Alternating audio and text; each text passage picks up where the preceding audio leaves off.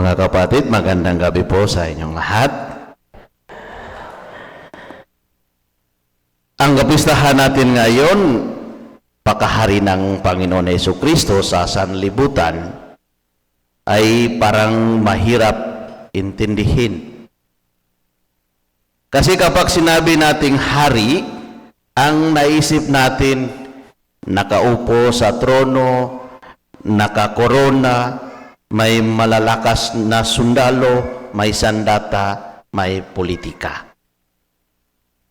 Pero sa Ebanghelyo ngayon, ang hari ay nakapako sa krus. Sugatan, pinagtatawanan, nilalait. At dito nagsisimula ang hiwaga. Iba ang hari na ito, iba ang kanyang kaharian. Mga kapatid, sabi ng mga tao, kung ikaw ang hari, iligtas mo ang sarili mo. Pero mga kapatid, hindi niya iniligtas ang sarili niya dahil ang gusto niyang iligtas ay tayo.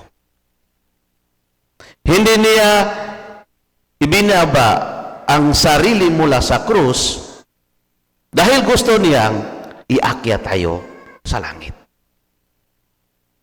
At napansin niyo ba, sa lahat ng nandoon sa ilalim ng krus,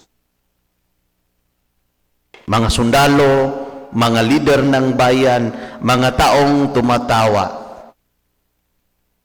isang kriminal lang ang nakakita sa tunay na pakahari ni Jesus. Isang kriminal pa. Hindi pari, hindi propeta, hindi santo. Isang kriminal.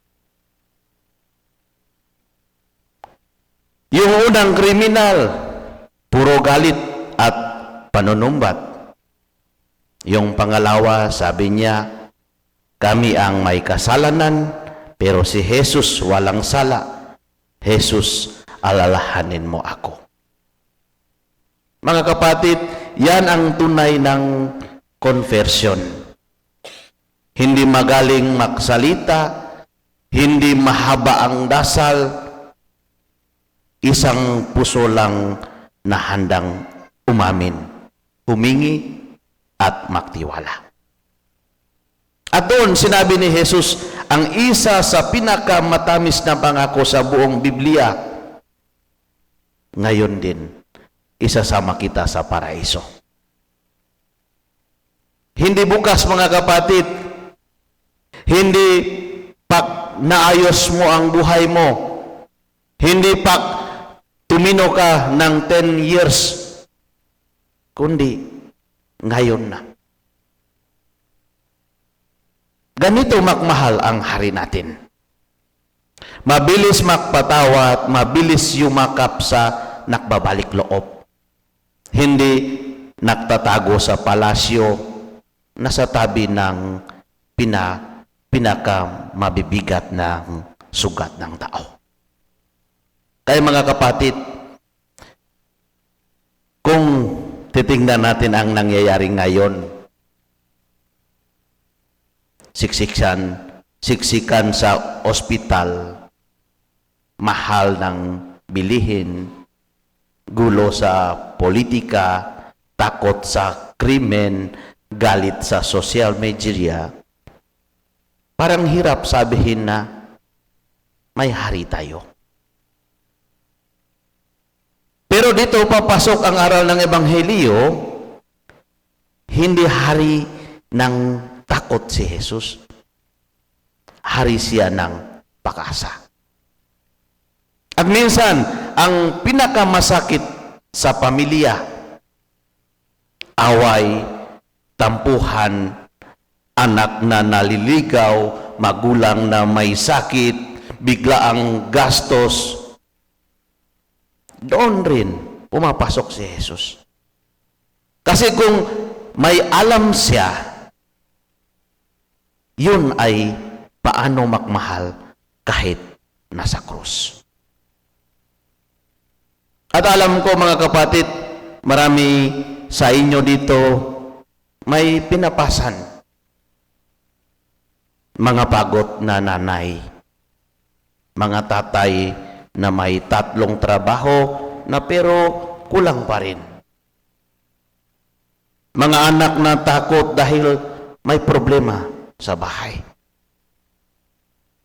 Mga kapatid, si Jesus na hari ay kasama sa pakihirap. Hindi siya nawawala doon. Isipin nyo na lang ito mga kapatid. Yung kriminal, siguro inisip niya, Lord, alalahanin mo ako kahit konti lang. At si Jesus parang sumagot, konti? Huwag ka ng makonti-konti. Buong paradise na agad. Ganyan magmahal ang Diyos. Mahilig magbigay ng all-in package. Kahit hindi tayo VIP.